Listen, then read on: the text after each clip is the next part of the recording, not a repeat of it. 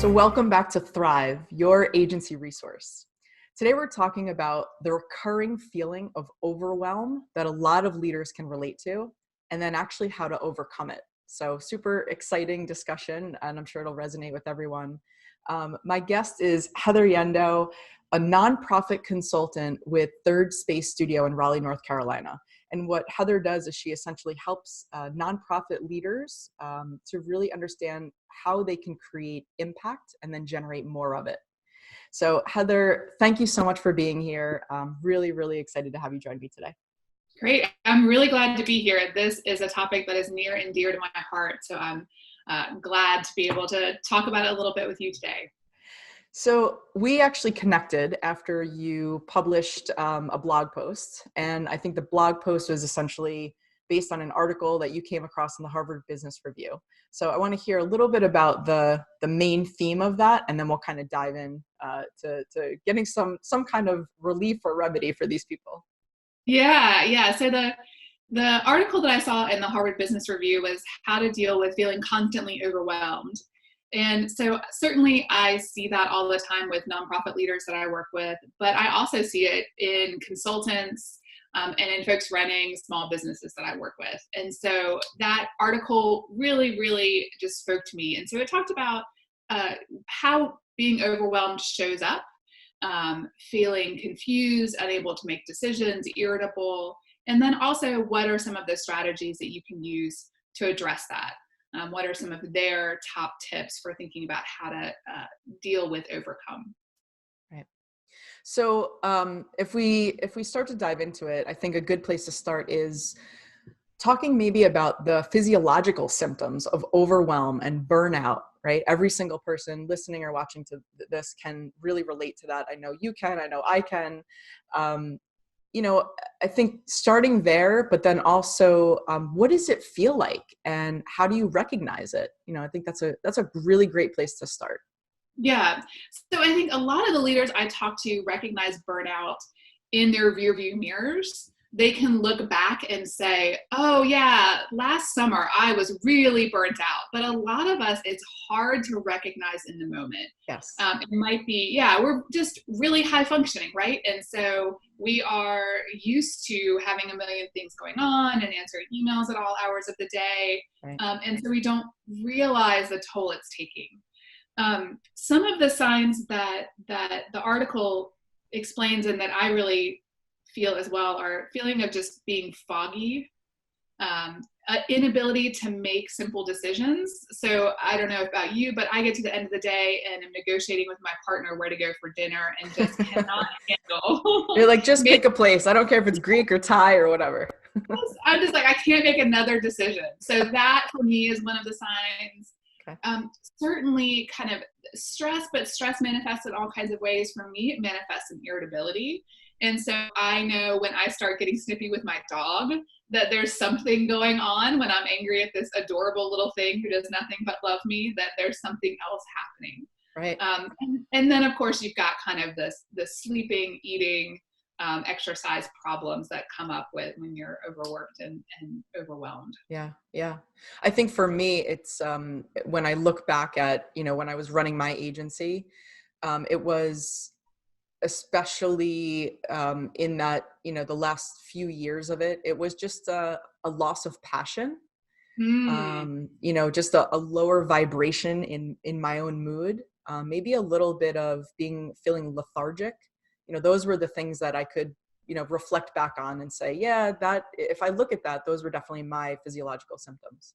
Yeah, absolutely. I mean, it definitely get to the end of the day sometime. And all I want to do is go to bed. Yeah. It's 8:00 and I'm just spent. Right. And so that for me is some of that lethargy as well. And that's also your body communicating to you. You're like, you need to shut down. If you don't consciously shut down, like, we're going to shut you down. We're going to make you feel that exhausted where it's like the only thing you want to do is crawl under the covers and just like shut it down for the night. Yeah. So as you were, you read this article, you subsequently wrote about it. What were your top 3 takeaways, whether those were for the executive directors and leaders of nonprofits that you work with, or whether those are for creative and technology agency leaders who we're talking to today? Yeah. So I think three things that I really got out of it that reinforced some of what we hear all the time, but just particularly in this context. So the first was really thinking about what's your main source of stress right now. How can you identify what's happening? What are the projects? What are the tasks? Whatever it is that's really you are struggling with the most, that you're thinking about the most, that you're stressing about the most. Identifying those and the steps you can take to actually address whatever's happening there.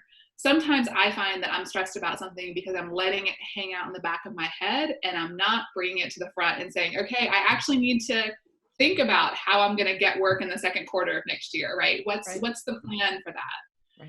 Right. So that's number one, is kind of being really clear with yourself about what is contributing to what's going on in your brain. Mm-hmm. The second that I really like is really carving out more boundaries around your work. So that can be time boundaries in that I'm only going to work between X and Y. It can be time blocking. So really thinking about if you've got a project that's on your mind, you haven't been able to find the time for, can you just start with an hour next Tuesday morning and just think about that project? Right. And then along with that is just saying no, right? Really being clear, I can't do that then, or I need to push this off. It's not a good time. Right. And then the third piece that I think is probably true for you, it's certainly true for me, is to let go of the idea of perfect. Do you know me? So just thinking about, what needs to be A+ work and what can be B+ work. And where do we really need to spend our time and energy making it perfect? And where can we say, this is great. This is good enough. This is ready to go.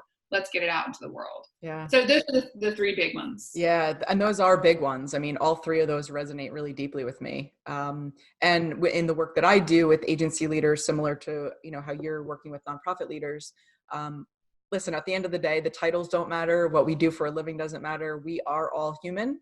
And so of course those things are going to be, really resonant. And like you said before, stress and anxiety and overwhelm presents differently for each of us. And that's based on maybe our past experiences, how we grew up, what organizations we've been a part of, all of those things. So there's a lot to that, but I think those in particular are really, really strong takeaways. So I definitely appreciate those. There's also something that we talked about the last time that we were together, this concept of, part of the resolution or part of the overcoming overwhelm has to do with self-care. And there's a big difference between self-care and self-soothing. And I think that's a really interesting place to kind of take the conversation, because I'm really curious to hear your thoughts about that. Yeah. So, the rise of self-care is something that I think more and more people are paying attention to. And so more and more companies and organizations are paying attention to. And there's been something that's floated around in the past couple of weeks or past couple of months on the internet that talks about self-care versus self-soothing. And so a lot of the things that we have in the past, I think, articulated as self-care are actually just Band-Aids on the problem. Yeah. So, the wine and bubble bath self-care is really kind of a temporary solution. Right. The practicing mindfulness every day is more of a self-care. It's more long-term, helps to get to this overwhelm issue in others. So the big difference was kind of what's happening at one point in time, what's a quick fix in some ways that actually doesn't fix anything, versus what's taking care of yourself. So the real self-care in that are things like managing your finances, cooking a delicious meal, signing up for exercise classes. They're those things that are not going to instantly fix some of the stress or anxiety you're feeling, but over time are really taking care of yourself. Rather than just, yeah. I was just going to say, so that for me, what the difference is, I think underlyingly is it's really the discipline and the commitment after you recognize what that underlying issue is, right? Yeah. Or like where those feelings of the overwhelm, the stress, the anxiety, where are those coming from? And then what can I do on a day-to-day basis to start to regulate those emotions and make that sort of a lifestyle change, as opposed to, let me go get a massage because I'm super, my shoulders and neck are super tight because I've been on the computer all week, or the wine and bubble bath, or those things are great. And I don't discount them, but I Yeah. agree with you that they are sort of a Band-Aid, and they're just to fix what happened today versus like, do you want to actually make this a lifestyle choice? Yeah. Yeah. My favorite kind of self-care that I never thought of self-care is going to the grocery store. Oh my God, I love you. I love going grocery shopping. Most people I do hate not it. like, yeah, I don't love going to the grocery store, but when I started to reframe it as this is an opportunity for me to buy food that will nourish my body, it's a way to get me out of the kind of cycle of buying the takeout food that I know isn't good for me, but that's the only, I don't have anything in my house. When I reframed it that way, I could see like, yes, actually, as much as I dislike the act of being in the grocery store with all these other people, it is actually self-care. So my trick for that is, and why I love it so much, is I actually bring my phone. I have my shopping list on my phone, so I have to bring my phone anyway. I plug in my headphones and I listen to my favorite music as I'm food shopping. I And love so it. this way it doesn't, I'm still in my own world, but I have the same mindset that you have. Like, I get to choose the things that I'm going to put in my body. And so I think part of that is definitely mindfulness and bringing awareness to every single thing. And it could be food shopping. It could be, whatever, there's so many different examples of how you can reframe and reset the way that you approach something. First of all, what is your intention in this? How are you feeling Mhm. when you go into this situation? And you can make things that are other people would actually dislike or find mundane. You can make them really meaningful. So Yeah. I love that example. Yeah. Great. So as we start to wrap up, I want to touch upon something that's going on with you with this national directory of nonprofit consultants, and just hear a little bit more about that, because that could also be really valuable to the audience. I know it's a separate topic, but I thought that was really interesting. Yeah, thanks. So I have launched Nonprofitist, which is nonprofit.ist. It's a national directory and network of nonprofit consultants, coaches, accountants, lawyers. Mm. So all of the folks who are serving nonprofits as experts. And it's not only a chance for nonprofit leaders to find new people that they can partner with, but it really is an opportunity for us, as a lot of us are small business owners or work just one or two people in a company. It's a chance for us to meet and learn from each other across the network and to share resources and best practices. So if folks want to check it out, it's nonprofit.ist. That's amazing. I will definitely check that out. I'd be interested in that. And I know a lot of the creative and technology agency leaders who are listening or watching that serve nonprofits, that could be an incredible resource for them also. And just to loop it all around, if those resources are in need, and part of Overwhelm is, not having the right talent or resources or Yeah, people in your network, maybe that could provide some relief as well. So absolutely. thank you for that. Well, this has been a great discussion. Is there anything else that you want to leave the audience with before we wrap up? The last thing is just pay attention to your body. Pay attention to what your body is trying to tell you about overwhelm. One of my favorite teachers here in North Carolina says the question to ask yourself is, what do I need right now?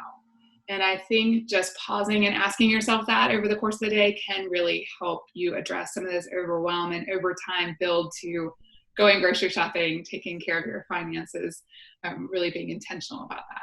Yeah, fantastic. Thank you so much for joining me today, Heather. This was great. This Thanks for episode having has been me. brought to you by Workamajig, the #1 creative agency management software. Show notes at thrive.workamajig.com. Find out how your creative agency can become more productive and more profitable. Schedule your demo at thrive.workamajig.com.